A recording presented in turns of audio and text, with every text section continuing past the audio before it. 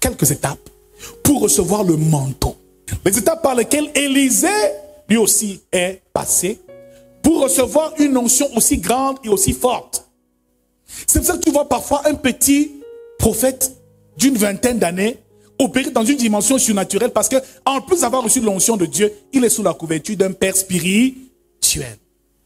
Peut-être son père spirituel, avant de partir, là, il a prié pour lui et a fait ce qu'on appelle un transfert de manteau.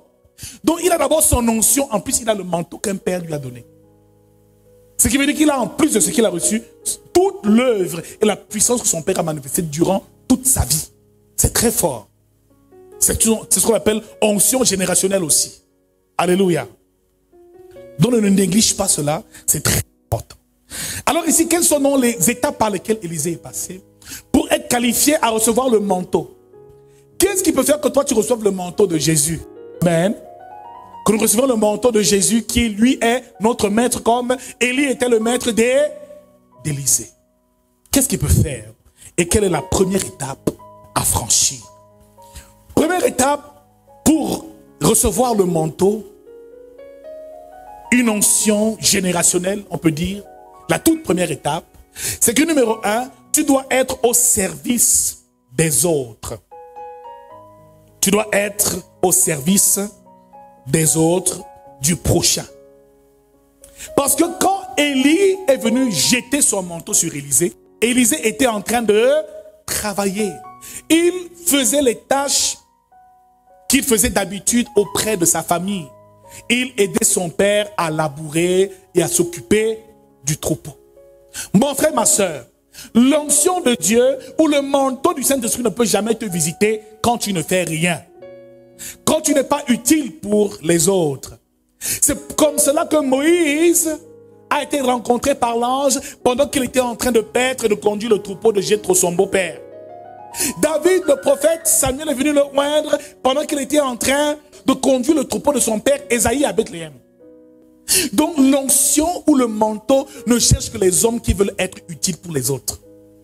Tu es à l'église et tu veux que Dieu te donne une grande onction, pourquoi en faire? Commence à faire quelque chose et deviens déjà utile et Dieu fera grandir cette onction et te permettra d'avoir un manteau qui te permettra d'accomplir des grandes choses au nom de Jésus-Christ. Commence même seulement à jouer au piano, à faire quelque chose. Tu verras que c'est dans l'exercice de ce que tu fais, du service que tu rends à Dieu, que le Seigneur vient te visiter. Comme il a visité David, comme il a visité Moïse, il te visitera au nom de Jésus-Christ. Viens avec moi, il te visitera au nom de Jésus-Christ. Et vous voyez que Pierre, Jean et Jacques, eux aussi, étaient en train de pêcher. C'était des pêcheurs de poissons. Ils voulaient nourrir leur famille et faire leur petit... Jésus les a pris là. Ils étaient en train de faire quelque chose. Tu ne peux pas être là les bras croisés à l'église. Ne rien faire pour qui que ce soit et espérer recevoir l'onction du Saint-Esprit. C'est un mensonge. Le Saint-Esprit visite ceux qui sont actifs. Ceux qui travaillent. Et ceux qui œuvrent pour l'avancement du royaume de Dieu. Si tu veux recevoir le manteau prophétique, la puissance dans l'onction, ma soeur, mon frère, mets-toi au travail. Première étape, sers ton Dieu, sers ta famille, sers tes frères, sers ta communauté et l'Esprit de Dieu viendra te visiter pendant ton service. Deuxième chose, pour pouvoir recevoir le manteau de Dieu ou le manteau d'un homme, il faut en soi avoir la capacité de renoncer à toi-même, de renoncer à ta vie, de renoncer à ton confort. Parce que Élisée a accepté de se séparer de sa famille. C'est ce que Jésus a demandé aux disciples. Il dit quiconque aime son père ou sa mère plus que moi n'est pas digne de moi. Renoncez à vous-même, portez vos croix et suivez-moi. Un disciple, une personne que le Saint-Esprit veut remplir, veut oindre, doit avoir la capacité de renoncer à sa propre vie. C'est pour ça que Pierre, Jean, Jacques, les fils de Zébédée ont quitté leur barque. Suivez-moi et je ferai de vous des pêcheurs d'hommes. Ils n'ont pas hésité.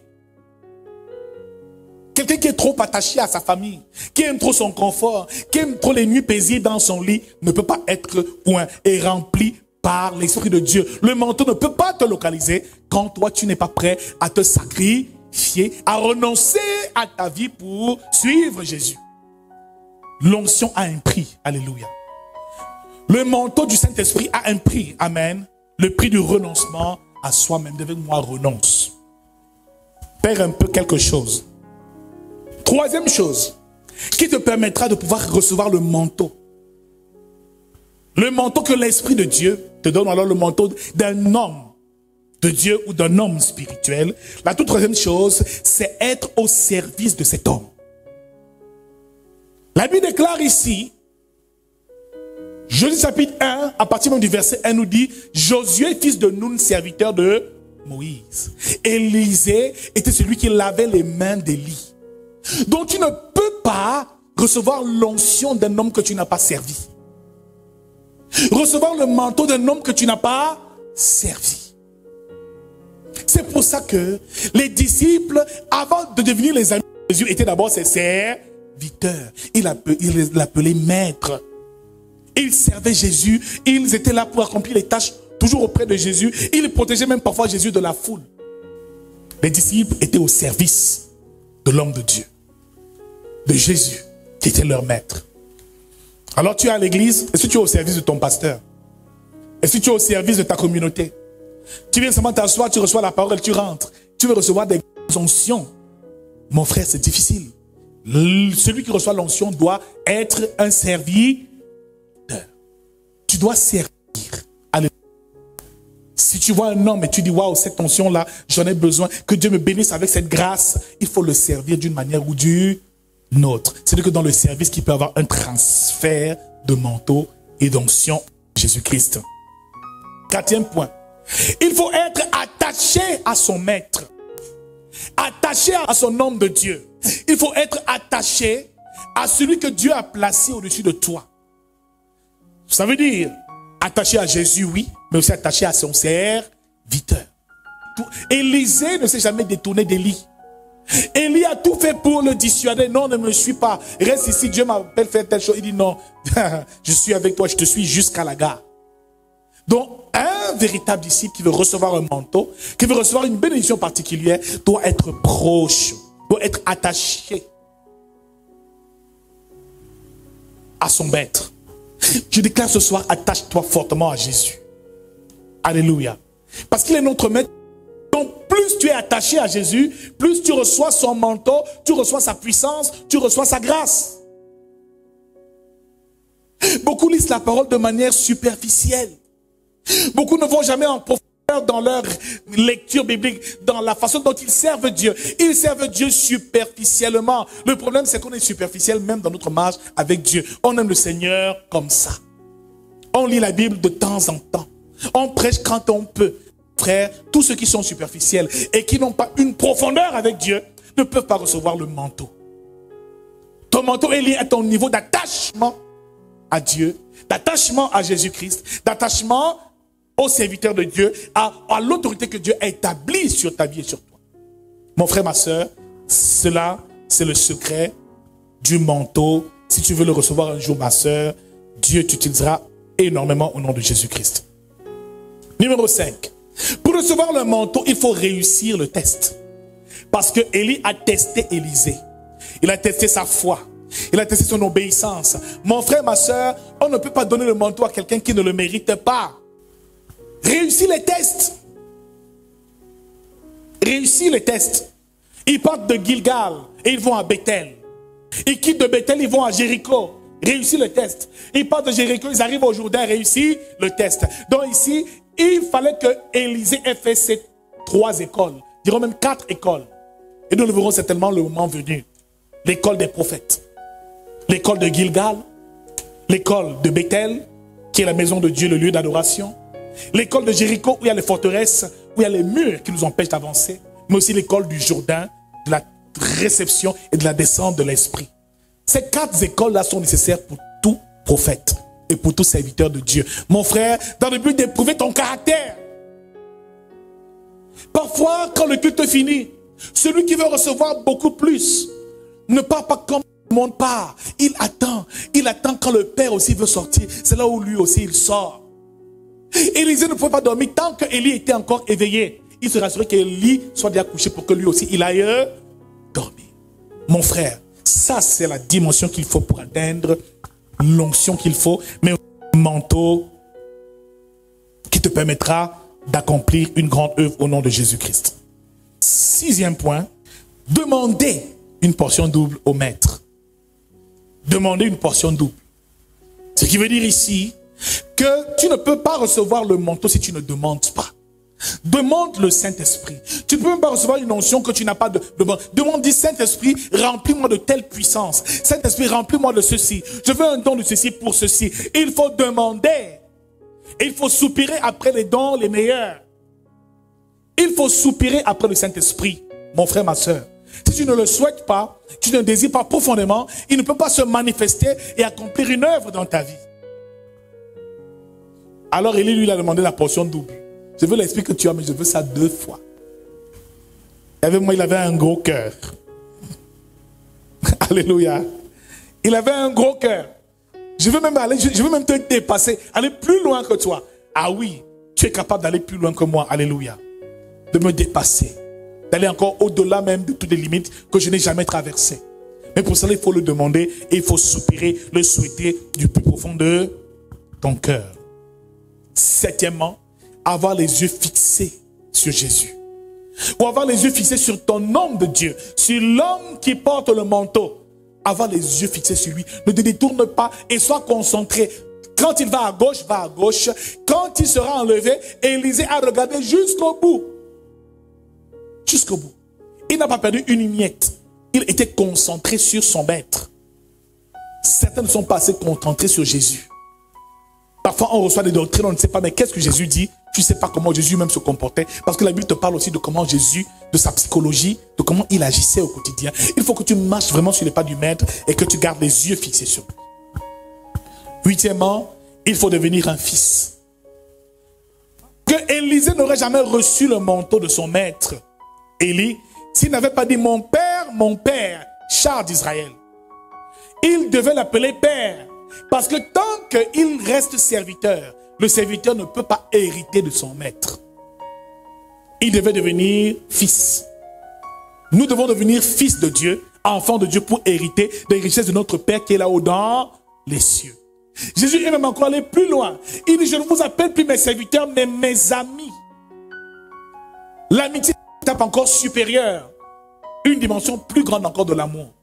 Alléluia. Il fallait que les disciples changent de stade dans leur intimité avec Jésus et dans la relation qu'ils entretenaient. Ne sois plus un simple serviteur, deviens un ami de Dieu ou deviens un fils de Dieu. Deviens le fils de cet homme. S'il y a un homme qui prêche, qui a une puissance en lui que tu admires, tu veux vraiment que son manteau te soit communiqué, il faut à tout prix devenir son fils spirituel. Deviens un fils pour lui. Cesse de le regarder comme un maître ou comme simplement un... Non, deviens son fils. Et comporte-toi comme un fils. C'est le meilleur moyen pour lui de te bénir et de te transmettre toute la puissance qu'il faut. Il y a beaucoup de grands hommes de Dieu qui ont eu des pères spirituels qui n'étaient pas célèbres. Un monsieur comme Marcello Tunasi, il a un père spirituel qui était totalement illettré. C'est lui qui l'a bâti spirituellement. Et avant de commencer son ministère, il fallait que cet homme le bénisse. Il parlait seulement le lingala, il ne savait même pas parler le français. Et Mathieu Tunasi draine maintenant des milliers de personnes, des foules dans le monde. L'église de ce papa-là n'avait que peut-être seulement 10 fidèles. Hein. Mais c'est lui qui a impacté Marcello Tunasi. Donc lui, son ministère c'était Marcello Tunasi, c'était lui là. Grâce à lui, cet homme a eu des milliers. Donc il y a des gens qui sont des faiseurs de rois aussi. Amen. On ne peut tous s'appeler à avoir des milliers de membres. Tu as peut-être 2 que tu bâtis, les 2 gars. Jésus en a eu 12. Ces 12 là ont pu conquérir l'humanité, le monde tout entier. Il n'en a eu que 12. Ces 12 ont accompli l'œuvre, ont prêché, ont gagné toutes les autres nations. Bien-aimés dans le Seigneur, c'est ça. Il est important de bâtir des fils dans la foi. Et si tu veux être un fils, deviens un fils pour ton Père spirituel. Et je déclare au nom de Jésus que tu seras béni. Amen. 9e et avant-dernier point, pour recevoir le manteau, il faut déchirer son vieux vêtement. Parce que tant que tu gardes le même vêtement que tu avais et que tu as toujours eu, tu ne peux pas porter un nouveau vêtement sur un nouveau manteau, sur un vieux manteau que tu portais. Comment mettre du vin nouveau dans de vieilles outres? C'est pour ça qu'Élisée devait d'abord déchirer son ancien vêtement. Déchire ton ancienne vie. Déchire ce que tu étais avant et aborde dorénavant le nouveau manteau que tu portes. Alléluia. Par la suite, 10e, dernier point, abaisse-toi pour ramasser le manteau. Pour ramasser le manteau du maître. Ramasser le manteau, c'est dans l'humilité et dans l'abaissement. Tu ne peux pas recevoir le manteau d'un homme quand tu es d'égal à égal avec lui. Il jette le manteau. Pour le ramasser, tu dois t'abaisser. Tu ne peux pas dire égal, égal. De l'instant où tu commences à dire que le pasteur, si je peux prêcher comme lui, tu n'as rien compris, tu es disqualifié. Comme Marie et Aaron. Amen. On n'est jamais plus grand que son Père. On honore le Père, on s'abaisse et on laisse que Dieu nous élève. Alléluia. Alors bien aimé dans le Seigneur, le Saint-Esprit doit nous être communiqué ce mois.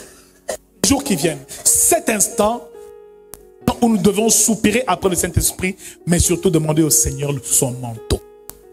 Le manteau du Saint-Esprit qu'il a donné.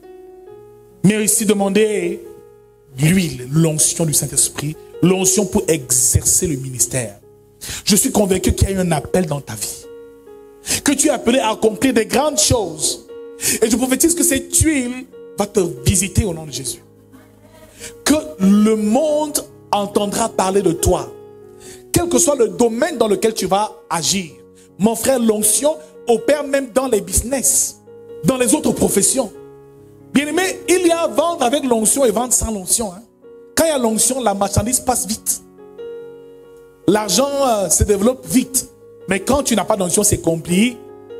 Donc l'onction du Saint-Esprit est nécessaire pour chacun d'entre nous. Chacun dans son domaine d'activité doit être excellent. Celui qui est dans le Saint-Esprit reçoit l'excellence au nom de Jésus-Christ. Donc à partir de ce soir, je déclare que tu es excellent. Je déclare que le Saint-Esprit te visite et te rencontre au nom de Jésus-Christ. Je déclare que tu n'es plus le dernier, mais tu es la tête.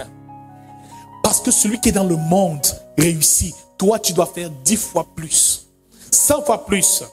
Parce que le Saint-Esprit habite en toi dorénavant.